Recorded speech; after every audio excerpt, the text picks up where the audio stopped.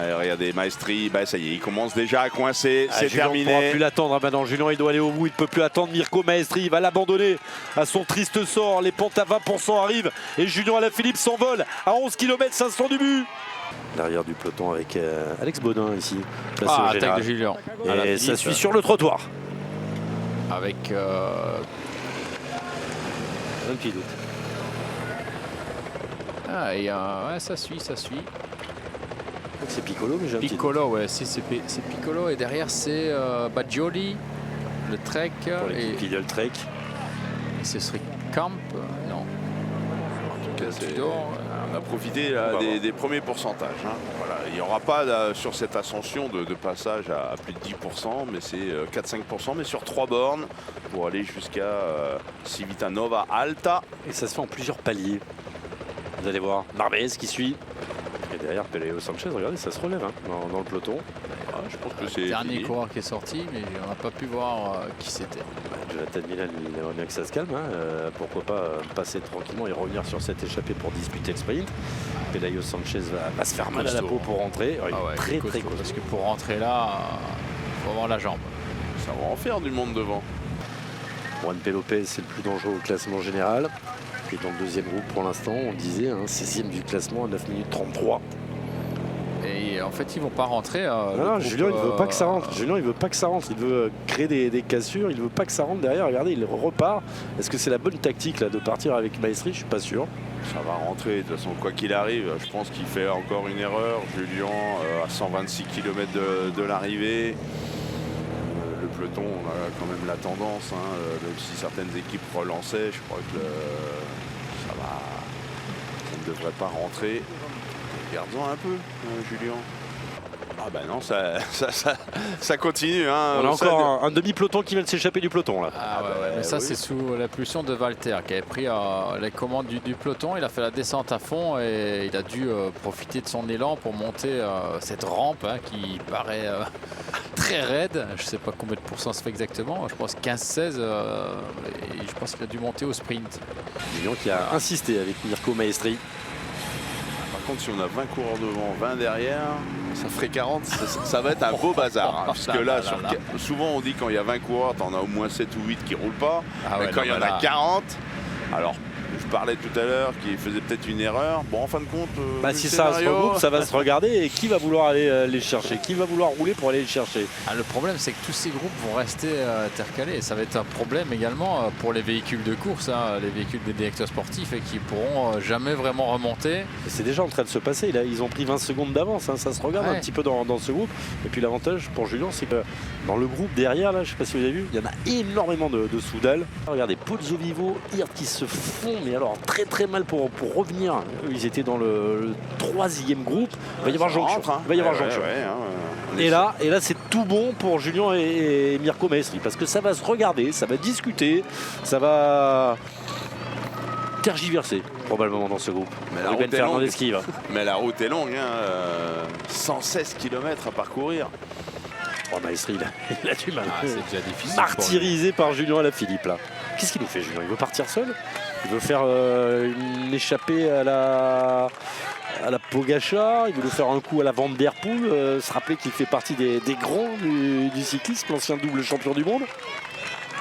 Il le martyrise, Mirko Maestri. Le problème, c'est que ça roule pas. Hein. Ça roule pas du tout dans le groupe de camp. On va avoir des attaques, c'est pas possible. Eh oui. On se dit, on est à 100 bornes de l'arrivée, il y a beaucoup de capis à escalader, on sait que le peloton s'est relevé, mais là on est arrêté complet. Hein. C'est vrai que devant on s'entend bien hein, à Alaphilippe, Maestri, mais quand même quoi. Et là on sent qu'il y a le feu.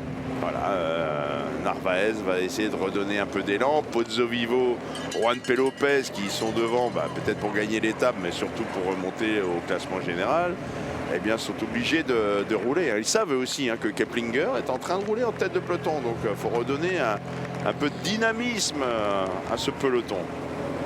Et là, encore une fois, hein, c'est ressorti. Mais c'est désordonné. C'est vraiment désordonné. Hein, ça court bizarrement, mais là, Narvaez, regardez, il y a presque toutes les équipes représentées. Ouais, mais Narvaez, il se retourne parce qu'il a plus Ganin. Il a fait une cassure, il a plus Ganin. Je pense même que ce groupe-là, il a perdu. Parce qu'on l'a vu, Narvaez, Herman, Scaroni, Benjamin Thomas, Valgren, Dion Smith, Simon Clark, Rhys Lemerhuyse, Matteo Trentin, ça ne tourne bien. On est en train de revenir, hein, même sur Maestri et Julien Lafilippe, plus que 1 minute 20. Et les autres sont déjà à plus d'1 minute de ce groupe. On a peut-être la décision là, qui est en train de se faire. 11 coureurs pour une victoire, les deux devant. Et ce groupe de 9 là, avec Jonathan Narvaez. Qui laisse le petit point de toute façon, à Maestri. Il va lui laisser tout ce qu'il y a à prendre. Je peux vous dire qu'il va y avoir de la prime pour Maestri. Lui, on va le voir, hein, parce que l'Inter Giro, s'ils le passent ensemble, il est pour Maestri. Et là, oui, on enchaîne hein, les différentes côtes, hein, mais voilà, elles ne sont pas non plus insurmontables pour Maestri.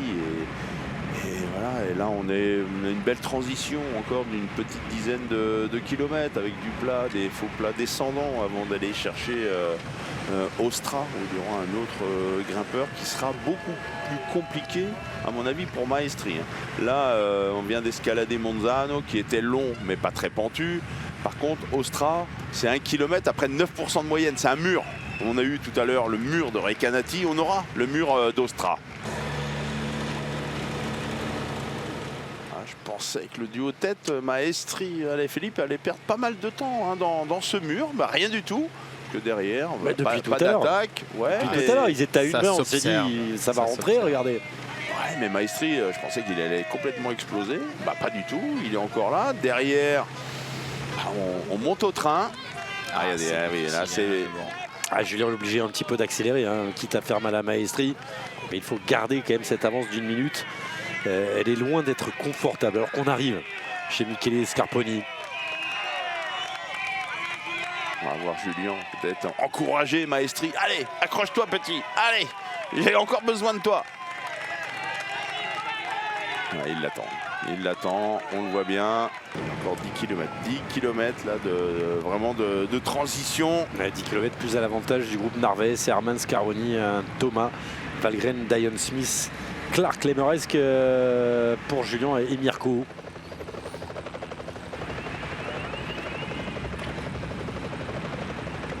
L'avantage, on l'a vu sur la palette, c'est que ça tourne beaucoup. Alors pas là, mais là, on les avait presque en ligne de mire. Hein. Ça ne sera pas le cas dans le final. Il faut arriver dans ces 10 derniers kilomètres avec encore une avance substantielle. Ils les apercevaient, hein. Du moins ils n'aperçoivent peut-être pas les deux hommes de tête, mais au moins les véhicules hein, qui accompagnent Julien Alaphilippe et Mirko Maestri.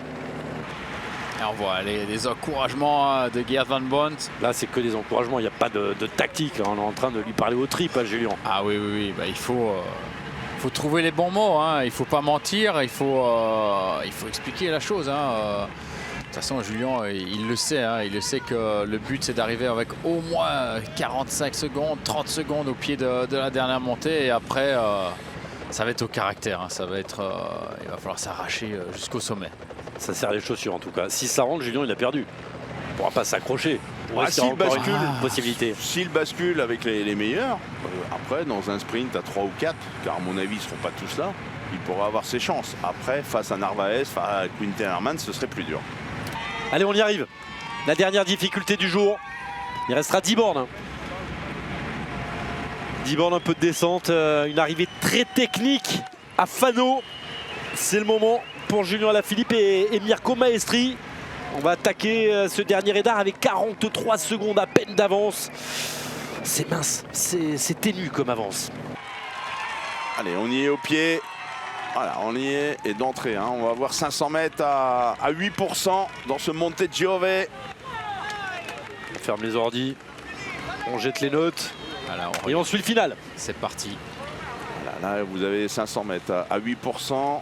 Après, ça... le bidon, il vaut mieux s'en débarrasser tout de suite. Allez, regardez, Maestri, ça y est, il commence déjà à coincer, c'est terminé. Il ne pourra plus l'attendre maintenant. Julien, il doit aller au bout, il ne peut plus attendre. Mirko Maestri, il va l'abandonner à son triste sort. Les pentes à 20% arrivent et Julien Alaphilippe s'envole à 11 km 500 du but. Valeureux Maestri. Il savait hein, qu'il allait être dans l'incapacité hein, de suivre Julien Alaphilippe dans cette dernière ascension. Le but, lui, c'est de basculer peut-être avec les autres pour aller faire une place maintenant à l'arrivée.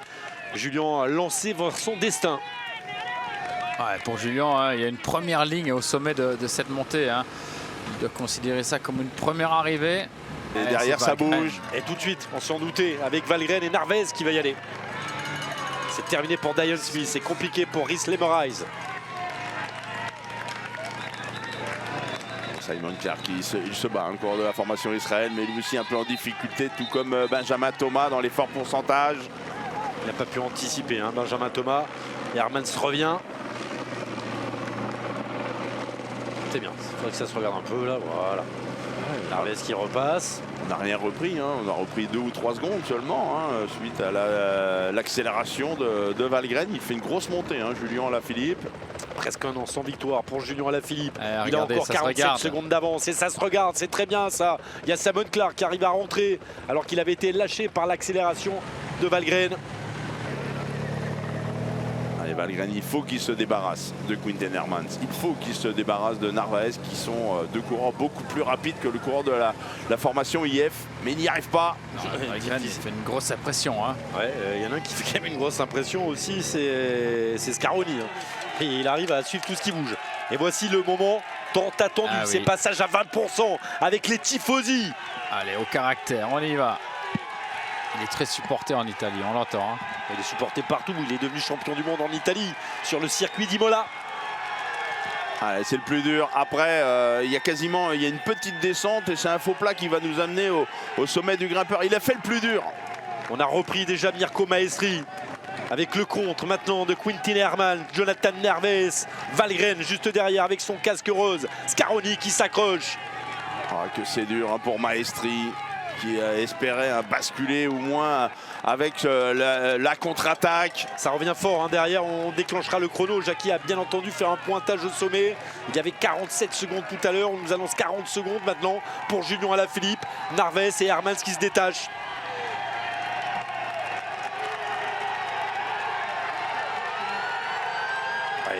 Très bien Quinten Hermans. Confirmé. 40 secondes là. Et c'est bien, le petit coup d'œil derrière, tu me relais, on fait le point parce qu'on a mal, on a besoin de respirer, ça peut peut-être se regarder. Tous ces petits moments de latence là, ils sont en faveur de Julien Alaphilippe. Encore 9 km 800, on le retrouve devant le loulou.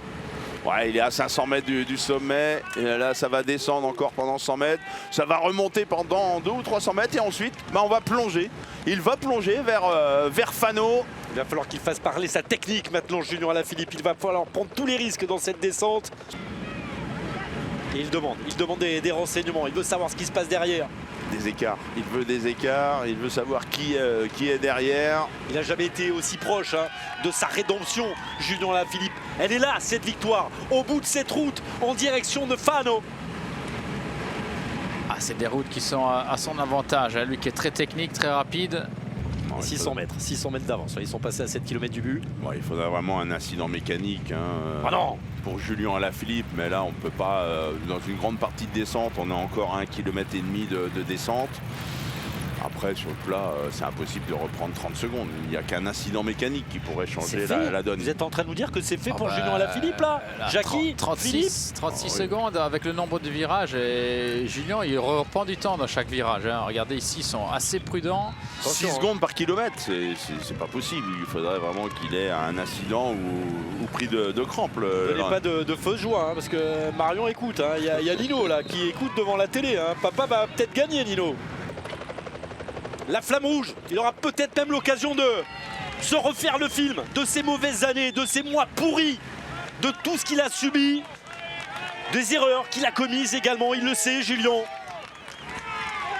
1200 mètres. Le dernier virage est à plus ou moins 350 mètres. On l'a senti un peu plus prudent que tout à l'heure. Hein. Je pense que la formation est venue à l'oreillette de Julien. Bon, c'est bon. Le danger, il n'y en a plus. La flamme rouge.